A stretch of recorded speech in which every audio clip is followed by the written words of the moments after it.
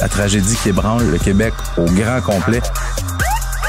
Appel au 911 pendant que le feu est pris. Côté violence conjugale, je pense qu'il faut serrer la vis. Les faits divers avec Maxime Delan. Bonjour. Salut ma raison de vivre. Là, je suis rendu ça, là. Ouais. Ça, c'est fou, hein. Ouais, ça augmente tout le temps. Je me demande ça va être quoi à la fin de la saison. Non, mais tu vois, tu dis ça, là, mais moi, j'ai réalisé une chose, à quel point, c'est pour ça que j'aime la radio, on est dans la vie, l'intimité des gens. Ouais. Au quotidien, on les accompagne, ils nous écrivent, on sait, moi, je le sais, ils sont là de plus en plus nombreux. C'est vrai, cette interaction-là, là, c'est fascinant. Je commence à me faire connaître, puis je sais pas comment dealer avec ça. Soit, je te dirais, sois reconnaissant. Oui, oui, absolument. Tu sais, parce que les gens, moi, on m'a raconté des vedettes qui réagissaient mal parce que les gens leur disaient « Bonjour, est-ce que je peux vous parler? Est-ce qu'on se connaît? » Ouais. Mais là, tu t'es trompé de job dans la vie. Là. Non. Tu t'es trompé de job dans la vie. Ouais. Là, les gens veulent te parler, tu prends un moment, tu leur parles, tu leur jases, c'est important. Puis on reste en contact. C'est un peu comme l'Halloween. Tu sais, tu sors, tu vas voir tes voisins, tu demandes des bonbons, t'en donnes, il y a une interaction. C'est intéressant, puis on est tous un peu des monstres. J'improvise, t'as même pas idée.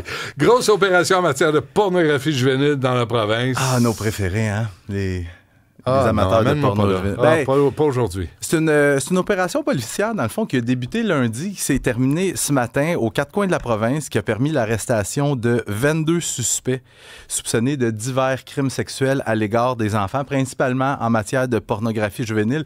Évidemment, t'es pas surpris d'apprendre que ce sont uniquement des hommes. Donc, 22 hommes âgés entre 18 et 70 ans. Qu'est-ce qu'ils ont fait? Ça tourne pas mal autour de 3 affaires. Distribution, possession sur le web ou sur le dark web de matériel pornographique juvénile. Deuxième chose... des enfants se font violer. Oui. Filmer, prendre en photo. Et là, c'est pas anodin. Eux autres, ça se distribue ça.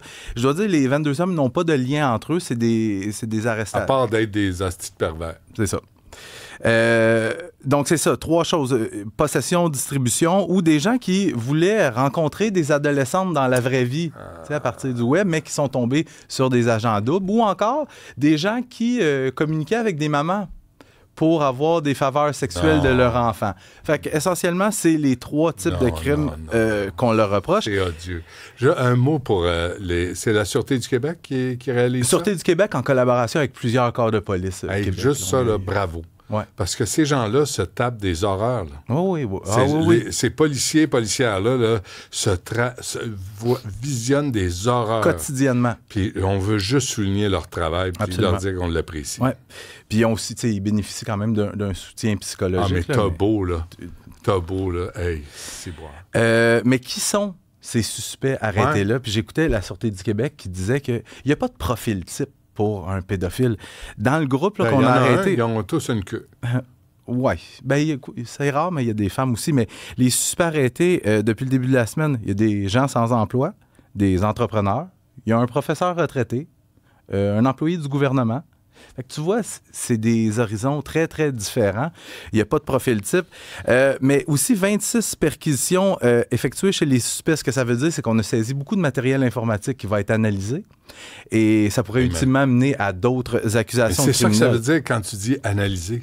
Ça veut dire qu'il y a des gens, il y a des hommes, des femmes qui vont être devant des écrans puis qui vont être obligés de visionner, de regarder des viols d'enfants. C'est épouvantable comme métier. C'est pour ça que je veux juste prendre le temps de les remercier. Puis aussi, je vais me coucher moins câble ce soir. J'ai appris quelque chose. Ce matin, il y avait une lieutenant de la Sûreté du Québec qui était en entrevue à LCN. Puis elle racontait qu'il y a un chien policier qui a participé à ces recherches-là pour fouiller les maisons parce que c'est un crime honteux, là, les crimes en matière de pornographie juvénile. Et les chiens, eux autres, sont spécialisés pour renifler des appareils informatiques. Oui. Voyons donc. On le voit là, à l'œuvre, justement, à l'écran. C'est des chiens être cachés dans un mur ou un plancher. C'est ça. Ils trouvent des fois des clés USB cachées derrière des lattes de plancher ou des plaintes. C'est des chiens qui sont capables de renifler des clés USB ou des disques durs externes, quand même. On est rendu là. Je n'étais pas au courant de ça. Alors, il y a aussi une statistique intéressante. Comment tu les amènes à renifler des clés USB? L'entraînement, mon Benoît. Non, mais il y a des chiens qui sont capables... des petites récompenses. Sacramouille. Mais quel travail ardu. Mais ce qui est le fun, j'ai déjà assisté à ça, c'était des chiens qui reniflaient des explosifs, puis eux autres, c'est la babale. Juste la babale. Ils sont heureux. Ils sont contents, c'est drôle. Puis dernière petite chose, une statistique super inquiétante. Depuis 2020, au Québec, il y a une hausse des crimes en matière de, mettons, pornographie juvénile à l'égard des enfants, une hausse de 390 Alors, la Sûreté du Québec dit, oui, il y en a plus, mais aussi, tu sais, les policiers sont meilleurs pour les trouver. Fait que ça fait augmenter le nombre, mais quand même. J'aimerais ça qu'on essaie une façon de les guérir. Tu sais, genre des électrochocs. Je sais pas. Tu sais, genre les brancher sur une batterie de char, le positif sur une couille, le négatif sur une oreille. Juste voir comment ils vont... Parce que la couille est liée au cerveau. Tu sais, essayer de revoir, restarter toute la... Je suis pas sûr que c'est comme ça que ça fonctionne. Puis je suis pas médecin, mais je sais pas si ça se guérit. Tu sais, je sais pas si on peut faire quelque chose. Essayer une coupe? Ben, tu pourrais en recevoir un qui viendrait te parler de ça. Bien, on pourrait penser que ces gens-là vont être condamnés s'ils sont trouvés coupables, mais tu sais, vendredi dernier, la Cour suprême a invalidé la peine minimale d'un an d'emprisonnement pour les gens reconnus coupables, mettons, de crimes en matière de pornographie juvénile. Je dis ça comme ça. C'est dit.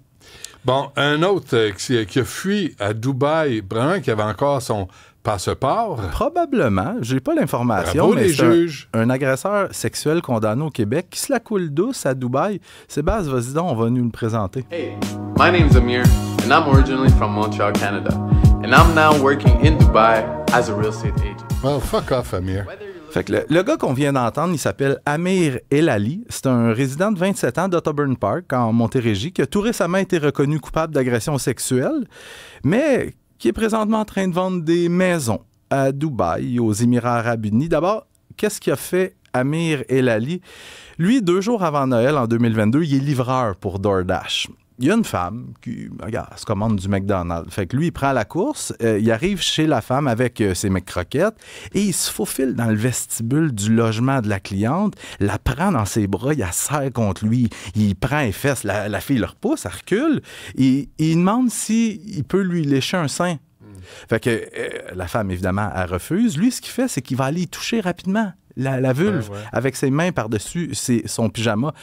Fait qu'il a été arrêté. Durant son témoignage en cours, El-Ali il a bien essayé de faire croire au juge que c'est la fille qui s'est carrément jetée dans ses bras, même si elle avait aucune idée c'était qui. Le juge, ce à quoi le juge a répondu... C'est vrai qu'il est très, très séduisant. Oh, vraiment. C'est mon genre d'homme. Mais le juge a répondu, je vais le citer, « La description que fait l'accusé de son rapprochement avec la plaignante est loufoque, voire ridicule. C'est dénué de toute crédibilité et c'est de toute évidence un scénario fabriqué afin d'expliquer pourquoi ses mains se sont retrouvées sur les fesses de la plaignante. » Amir El-Ali a donc été reconnu coupable d'agression sexuelle. Sa sentence doit être rendue au cours des prochaines semaines, mais... Pourquoi? Ben c'est ça. Mais depuis son arrestation, Benoît, M. El-Ali n'a jamais été en prison. Il a été en liberté durant toutes les procédures judiciaires. Il doit de l'argent aussi, hein? Oui, mais il est tellement encore en liberté qu'il est rendu à Dubaï en train de faire croire aux gens qu'il vit un train de vie luxueux avec ses publications sur les réseaux sociaux. Le seul problème, c'est qu'au Québec... Il était livreur chez DoorDash. Ouais. Le seul problème, c'est qu'au Québec, sa compagnie est en faillite et il doit tout près de 200 000 $. Et aussi, j'ai vérifié, il est aussi en attente d'un autre procès pour fraude. Comment ça se fait qu'il avait son passeport? Tes questions sont excellentes. Tes questions sont excellentes. Non, mais passeport canadien, là, j'imagine qu'il y a un autre passeport. Probablement. Comment se fait que le juge, il n'a pas dit on saisit vos passeports. Vous sortez pas du Québec. Vous sortez pas de Montréal. Sortez pas de chez vous. Ouais. Sortez pas de votre chambre. Sortez pas de votre lit. Sortez pas. Sortez pas partout. J'ai pas les... Non, hein? Ouais. As-tu du temps? Oui. C'est juste, il y a matière à réflexion. Je comprends pas pourquoi les juges n'allument pas là-dessus. Combien d'histoires comme ça, je t'ai parlé? Ça arrête pas? Des agresseurs sexuels, tu sais, j'en avais parlé, comment il s'appelait? Haroui, un agresseur sexuel d'enfants dans une garderie qui a été reconnu coupable. Le juge n'a pas donné sa sentence. Il a dit « Allez en liberté, je vais vous donner votre sentence plus tard. » Il a pogné ses clics et ses claques, puis il est parti en Algérie. Ça a son camp. Oui. Super. Mais là, est-ce que le Conseil de la magistrature, à qui on ne peut pas parler, Ben non. parce que ça flotte au-dessus de la réalité, là. personne se dit, hey, peut-être qu'il faudrait commencer à saisir les passeports quand on les remet en liberté en attente de leur procès. Ouais.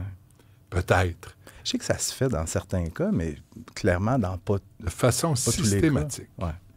Tu vas pas en vacances, là. Si je dis n'importe quoi, là. Tu es accusé d'avoir agressé ta fille. Pas vrai que tu vas partir en vacances en Italie. Pas vrai. Tu vas rester ici parce que tu es accusé. Puis on va voir si tu es coupable. Ouais. Mais ça a l'air que tu es innocent jusqu'à temps que tu es trouvé jusqu'à coupable. preuve du contraire. Fait que là, tu peux pas saisir le passeport. Des parents indignes qui ont menti au juge. Écope d'une peine de prison à domicile. En tant que parent, Benoît, tu peux pas rester insensible aux sévices que ce petit gars-là a enduré. C'est une histoire quand même qui date d'il y a quelques années. C'est ma collègue Érika Aubin qui nous rapporte ça dans le Journal de Montréal. En 2019, il y a un père. Il est en couple avec une femme. La femme n'est pas la mère de l'enfant. Le couple est accusé de voies de fait et de menaces de mort à l'endroit du garçon, du monsieur, qui a seulement 9 ans. Ah. Pendant 3 ans, Benoît, à différents moments, le jeune est battu à coups de pied, à coups de poing, à coups de claque d'en face. Son père, parfois, prenait une botte à cape d'acier pour donner un autre genre de tape ses fesses, là, à coups de cape d'acier. Quel courageux. Puis d'autres fois, il le prenait juste par la gorge, puis il l'étampait dans le mur. Il fallait l'élever, ce garçon-là. Qu'est-ce que tu penses? Avec de la violence. Avec des parents comme ça. La belle-mère aussi, il l'a frappé. Mais quand elle ne frappait pas, elle l'encourageait. Hein, le bonhomme, elle le frappait. Super. C'est le jeune lui-même qui s'est auto-signalé à la DPJ. Les deux ont été reconnus coupables pour les sévices. Le père a écopé de 18 mois de détention. La mère, un petit 80 jours de prison à purger les fins de semaine. Mais s'il y a de la place. Oui. S'il y a de la place. Oui. S'il n'y a pas de place, ils retournent chez eux. Mais allô, je viens purger la peine de la fin de semaine. Ah, ben on est plein. OK, signez-le, retournez chez vous. Ouais. Mais le couple a appris à ses dépens que c'est pas tant une bonne idée de mentir au juge parce que pendant leur témoignage, durant le procès, clairement, ils s'étaient entendus pour dire le même mensonge et ils ont fait passer le petit pit pour un petit menteur puis qui racontait des histoires puis que c'était pas vrai. Sauf que ils ont été reconnus coupables et pendant les observations sur la peine, ça, c'est le moment où ils viennent dire pourquoi ils devraient avoir une sentence clémente. C'est le moment où les accusés disent « Je regrette, puis j'aurais donc pas dû, puis vous me reverrez pas devant vous. » Et là, ils ont dit qu'il y avait des remords et qu'ils avaient inventé une histoire, qu'ils avaient menti.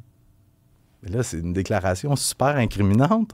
Alors, ce que le juge a fait, la couronne, ils ont déposé des nouvelles accusations pour parjure. Bon. Et là, ils viennent d'être condamnés chacun à 1 an de prison à domicile. Mais quand même. À domicile. Et là, il n'y avait pas d'adultes autour de ce petit pit-là. Il n'y avait pas d'adultes pour dire hey, « ce garçon-là se fait battre ». Il y en avait peut-être des adultes, comme ça, les mains devant les yeux. Ça s'appelle les 3 singes de la sagesse. Ouais. Rien vu, rien entendu, rien dit. Ouais. Ça, c'est gênant. Pour les adultes autour de cet enfant-là, c'est gênant aussi. C'est tout? C'est assez. Je pense que oui. Merci. Bonne fin de semaine. Salut, mon Benoît. À lundi.